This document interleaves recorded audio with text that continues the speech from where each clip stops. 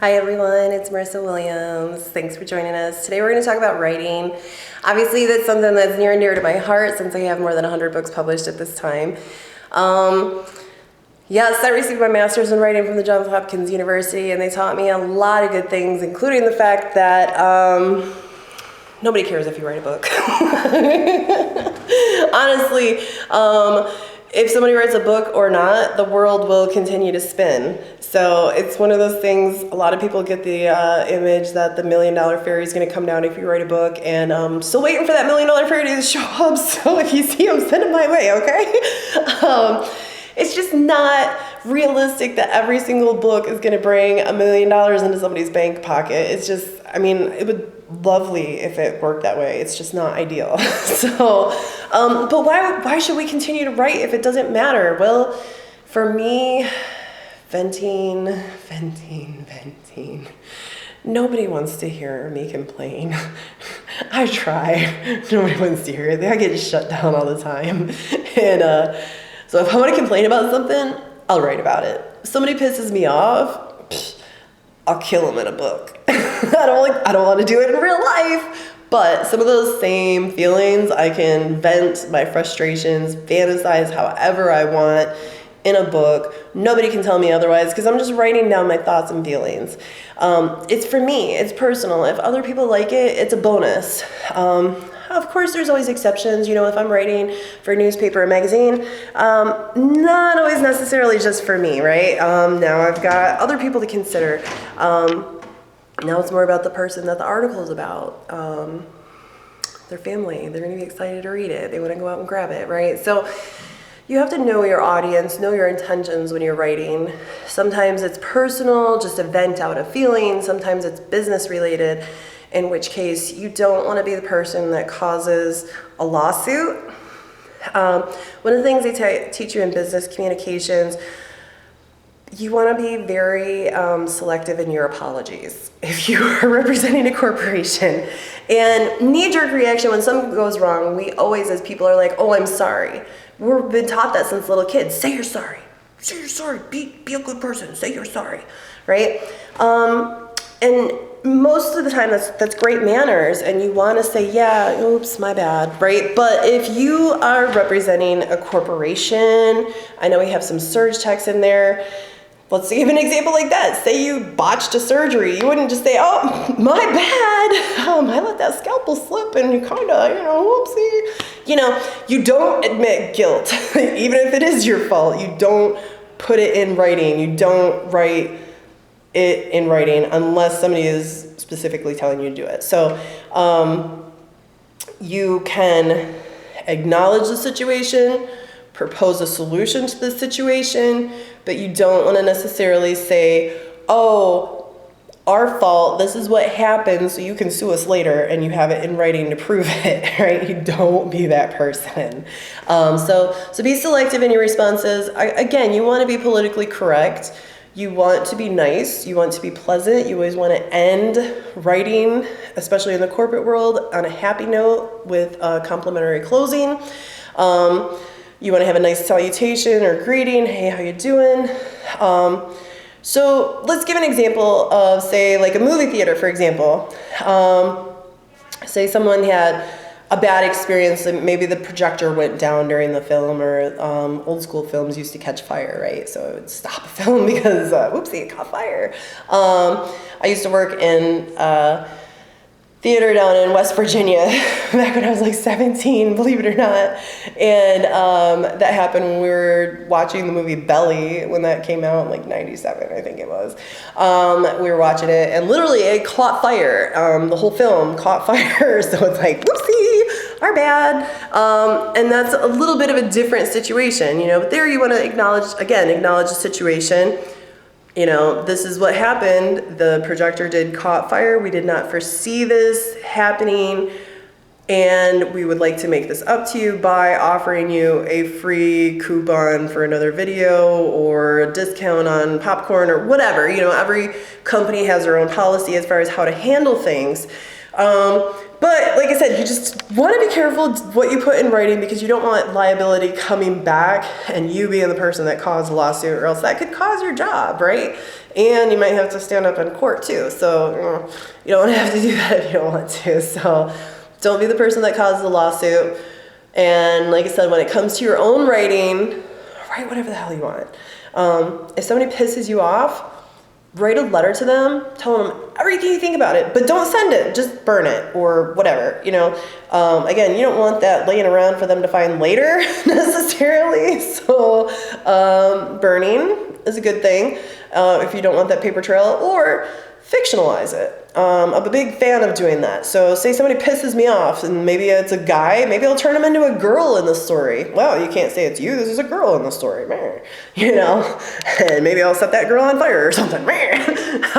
You can't control what I write, ha ha ha ha, But it's a great way to vent out our frustrations and our fantasies in a way that nobody can tell us no. If I want to have a character that's walking across the ceiling, I'm going to write him walking across the ceiling.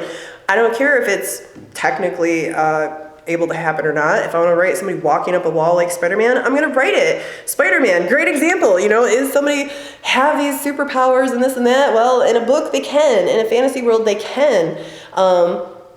Fiction, they say good fiction is making the unbelievable believable. Okay, think about that for a minute. Good fiction makes you believe that the impossible is possible, right? Let's look at an example of that. J.R.R. Tolkien. J.R.R. Tolkien? Anybody know? Lord of the Bathtub Rings? Lord of the Rings? Lord of the Rings. Yes. Hobbits. Are they real?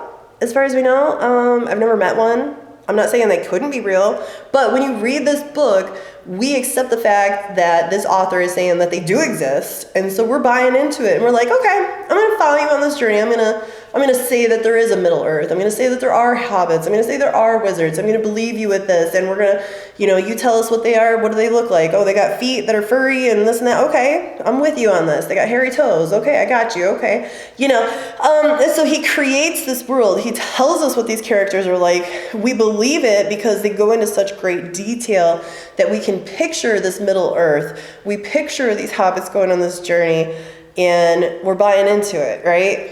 Another modern day example, let's talk about one of the only self-made female billionaires, not millionaire, billionaires with a B. Anybody know? Let's see. She was basically on welfare and collecting welfare, and then she kind of wrote this little book, Harry Potter. Anybody? Yeah? Okay. So Harry Potter, definitely one of those series. And again, do wizards exist? I mean, they might. I've never really met one. I didn't know there was a school for one, but for a minute, we're gonna buy into this idea that yeah, there are wizards. Sure, we're gonna take you on this journey and believe that there's wizards, and they're going to this wizard school and they're running into these creatures, and we're buying into it because good fiction makes the impossible possible. There might not really be a school for wizards, but for the moment, we're gonna believe that there is, and we're gonna follow this journey, see where it leads, and just escape our reality. Because let's face it, in life, there's a lot of bad things that happen. There's stress that happens. Even good stress can be stress. You win the lottery, it's still stress. Even though it's great to have money, who doesn't want money? Yeah, I won the lottery, woohoo! But there's still stress to be had. Even though it's good stress, it's still stress, right? So, like I said, writing gives us a chance to kind of back away from that stress. Reading gives us a chance to kind of escape our reality, go on this little journey of fiction. Sometimes it's nonfiction. Honestly, my mom always used to say, truth is stranger than fiction.